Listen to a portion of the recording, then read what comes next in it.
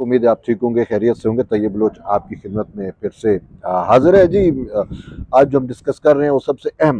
Important development है, और वो ये है कि तहरीक इंसाफ के चेयरमैन, बानी चेयरमैन जिसे आप कहते हो, यानी इमरान खान, उसने सुप्रीम कोर्ट ऑफ पाकिस्तान में एक दरख्वास्त दायर की है और जिसमें मौक़िफ़ इख्तियार किया है कि इलेक्शन जो हुए हैं 2024, अभी जो हालिया इलेक्शन हुए हैं, इनकी प्रोब के लिए जो है वो आला कमीशन जो है वो जुडिशल कमीशन, आला सती यानी कि आला सती जुडिशल कमीशन बनाया जाए। और ऐसे जज, देखिए शर्त भी साथ ये लगाई है कि ऐसे जज जो है वो उस जुडिशल कमीशन का हिस्सा हों जो मतलब है सुप्रीम कोर्ट के ऐसे जज जुडिशल कमीशन का हिस्सा हों जो तहरीक इंसाफ से बोग्ज ना रखते हो, यानी प्रो तहरीक इंसाफ हूँ। वो हम ख्याल जजेस वो मांग रहे हैं कि जो तहरीक इंसाफ के हम ख्याल जजेस हैं, जो हिमायती है या वो जज जो मुखालिफ नहीं है तहरीक इंसाफ के, उन पर मुश्तमिल जो है वो जुडिशल कमीशन तश्कील दिया जाए, और ये जुडिशल कमीशन जो है वो इंतखाबात के मामले को प्रोब करे और ये करे और वो करे। तो ये दरख्वास्त जो है वो तहरीक इंसाफ के चेयरमैन ने दायर की है। अब इस दरख्वास्त को जब हम मेरिट पे देखते हैं तो इस दरख्वास्त का तो वजूद ही नहीं बनता। पहली बात है, सिंपल बात है कि इमरान खान साहब जो मांग रहे हैं सुप्रीम कोर्ट में 184(3) में आके, मफाद आमा में आके, पहली बात है कि मफाद आमा में वो शख्स आ सकता है जो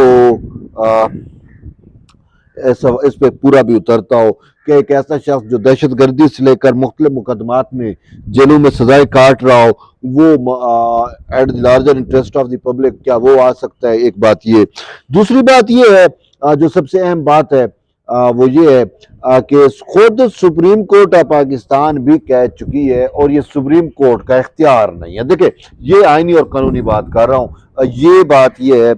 कि जो जुडिशल कमीशन होता है चीजों को प्रोब करने के लिए, वो सुप्रीम कोर्ट नहीं बनाया करती, बल्कि वो बनाया करती है हुकूमत पाकिस्तान, वफाकी हुकूमत। वो बनाना है जी वजीर आजम शहबाज शरीफ ने। जो इमरान खान को रिलीफ चाहिए, वो रिलीफ या जो इमरान खान की मंशा है, जो मकसद है, वो चीफ जस्टिस काजी फैज ईसा फुलफिल नहीं कर सकते। वो फुलफिल करने के लिए उसको जो है वो शहबाज शरीफ के पास जाना पड़ेगा। वो शहबाज शरीफ ही जो है इस हवाले से जुडिशल कमीशन की तश्कील के फैज जो है वो सरंजाम देते हैं या दे सकते हैं, क्योंकि कमीशन की तश्कील देना वफाकी हुकूमत का काम है। कभी सुप्रीम कोर्ट अपने तौर पर कमीशन नहीं तश्कील दिया करती। तो यूं तरीके इंसाफ की ये दरख्वास्त जो है, जो इमरान खान की दरख्वास्त है, वो दरख्वास्त तो उसको मैं पोलिटिकल मोटिव के तौर पे देखता हूँ। इतने बड़े बड़े वकील है, ये बात मुझे समझ है, आम इंसान को समझ है कि जी वो inquiry act, commission inquiry act जो है उसमें जब चीजें वाजे लिखी हुई हैं, और खुद ये तो हुकूमत में भी रहे हैं कि इनको नहीं पता, कमीशन तो ये बनाया करते रहे। तो भाई जो चीज सुप्रीम कोर्ट के उसमें दर इख्तियार में नहीं है, जो चीफ जस्टिस के इख्तियार में नहीं है, आप उससे वो रिलीफ मांग रहे हो, और साफ ज़रा वो रिलीफ आपको मिलना नहीं है क्योंकि आइन और कानून में वो चीजें हैं नहीं। फिर आप कहोगे देखे जी ये हमने पहले ही कहा था कि ये जज ना सुने और इन्होंने ये नहीं किया, वो नहीं किया। तो बेसिकली ये इस दरखास्त को जो है ये एक पॉलिटिकल मोटिव के तौर पे ये दरखास्त दायर की है, और इसका मकसद ये है कि अदलिया को मलायन करने का इनको एक और मौका मिल सका है। खासकर चीफ जस्टिस काजी फैज ईसा के खिलाफ ऑलरेडी ये बहुत बेइंतहा फशारी, प्रोपेगेंडा, फितन परवर क्या कुछ नहीं करते, तो इनको एक और मौका मिलेगा कि ये चीफ जस्टिस काजी फैज ईसा के खिलाफ फुल टाइम प्रोपेगेंडा को एक्सप्लॉइट कर सकें। असल चीज ये है। तो ये तो एक अहम डेवलपमेंट थी। इसके साथ साथ एक और चीज वो ये है कि सुप्रीम कोर्ट ऑफ पाकिस्तान में ने जो है वो जो सानिया 9 मई है उसके 5 मुल्जमान को की जमानत मंजूर कर ली है। अब उसमें हमजा कैंप जो रावलपिंडी में ओजीडी कैंप शायद भी कहते हैं, हमजा कैंप भी कहते हैं, वहाँ का कोई वकूआ था। वहाँ पे ये लोग 9 मई के रोज़ जो है वो फौजी तनसीबात पे हमले और सीसीटीवी तोड़ना, दीवारें पलांगना और कुछ इस टाइप की जो तकरीब काराना एक्टिविटी है तो उसमें इन्वॉल्व थे, तो इनको पकड़ा गया था। तो बहरहाल आज सुप्रीम कोर्ट ने उनको रिलीफ दे दी है। बात यह है कि सुप्रीम कोर्ट रिलीफ बनता था तो उनको मिला है। अब मैं इस हक में नहीं था, या भी शायद ना हूँ, कि जी वो नावमई वालों को रिलीफ नहीं देना चाहिए, लेकिन बात ये है कि ये रिलीफ जो मिला है ये नाकिस तफ्तीश पे मिला है। अब पुलिस ने इस वकूए की FIR काटी, उसमें दहशत गर्दी की दफात शामिल कर दी। अब दहशत गर्दी की अपनी एक डेफिनेशन है कि दहशत गर्दी की दफा कहाँ पे लगती है, कहाँ पे नहीं लगती, कौन सा ऐसा वकूआ हो, कौन सा ऐसा वो उस पर दहशत गर्दी लग सकती है। सानिया 9 मई में बहुत सारे ऐसे वकूए हुए जो बरह रास्त दहशत गर्दी में आते हैं, और कुछ कहीं पे ऐसा हुआ जहाँ पे वो दहशत गर्दी में की वो जो डेफिनेशन है जो सुप्रीम कोर्ट ऑफ पाकिस्तान की जानिब से की गई थी उसमें वो पूरा नहीं उतरते। तो एक चीज ये है, दूसरी ये है कि असल चीज है कि तफ्तीश ही नहीं थी, नाकिस तफ्तीश थी। जब नाकिस तफ्तीश हो तो उसमें मुलजमान ने जो बरी होना है ना, बात यह है कि वकूआ लाहौर रावलपिंडी हमजा कैंप का है और उसमें आप गवाह जो है वो पेश कर रहे हैं लाहौर के, तो यूं बहुत सारी चीजें ऐसी थी जो मेल ताल नहीं था मुकदमे का और उसका, तो इस पे सुप्रीम कोर्ट ऑफ पाकिस्तान ने बरी किया है। तो ये एक अहम चीज है, और इससे 9 मई में जो लोग मुलव्विस है उनको कहीं ना कहीं जो है उनको उनको उम्मीद और आस जो है वो मिल गई है। अब इसके साथ साथ एक और अहम बड़ा मुकदमा है, वो है प्रॉपर्टी टैकून्स का, और प्रॉपर्टी से जुड़ा हुआ एक मुकदमा है। निजी सोसाइटी को, निजी सोसाइटी के क्या कहो, बैरिया टाउन है और DHA, ये दो सोसाइटी है और आजकल दोनों का एक कंपटीशन है, और आजकल लगता है ये दोनों, पहले इनके में वर्किंग रिलेशनशिप भी था, अब लगता है ये दोनों एक दूसरे कंपटीशन पे है। तो यूं बहुत सारी चीजें हमारे सामने चल रही हैं। तो सुप्रीम कोर्ट ऑफ पाकिस्तान में जो है वो इन्हीं हाउसिंग सोसाइटीज को जमीन की मुंतकली का मामला था, तो उस पर चीफ जस्टिस काजी फैज ईसा ने वो एक बात की जो शायद हर पाकिस्तानी शहरी करना चाहता है कि भाई आपने जो है वो कमर्शियल इंटरेस्ट आ गए, हाउसिंग सोसाइटीज जगह जगह पे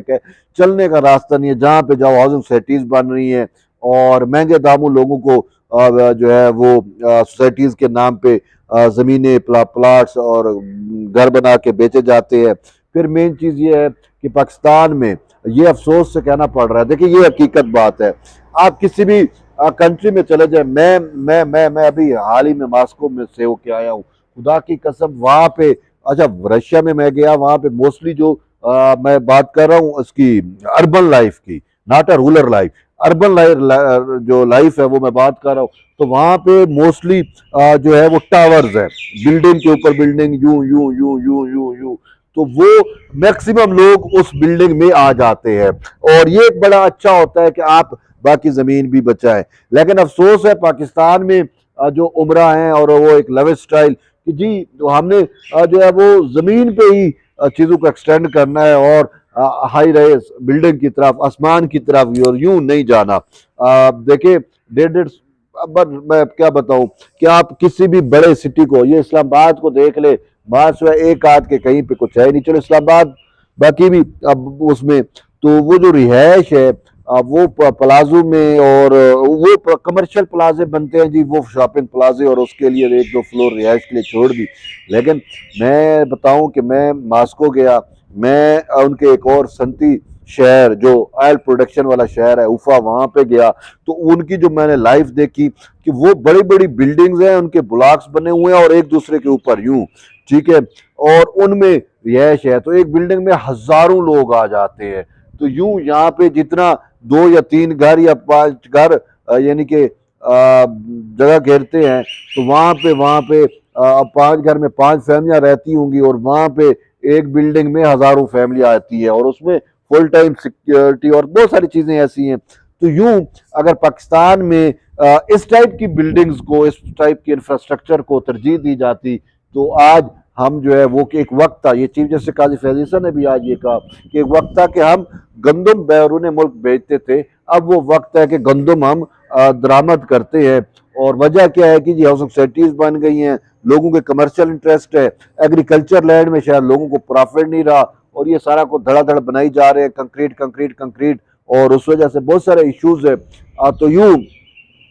हाउसिंग सोसाइटीज वाले उसमें बात जो उन्होंने की है वो दिल को लगी है, और होना भी ऐसा चाहिए। अब ये DHA बन जाता है जी, बैरिया टाउन बन जाता है, बेचारे गरीब तो